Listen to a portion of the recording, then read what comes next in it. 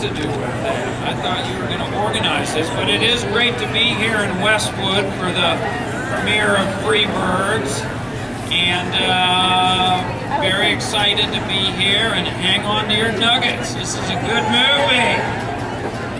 Hey everybody, thanks for coming. Glad to see all you kids. I hope you have a good time. So in the movie, when you do your time travel, you go back in time to try to change things. In real life, what time travel would you do, if any? Or are you happy where you are right now? It's pretty nice being here right now, but you know, maybe you'd go back if you could go any place too. You'd go back in the 70s, that would be good. Woodstock, Freebirds. Maybe go back to when the first toy, whatever the first toy was, like a seesaw or something.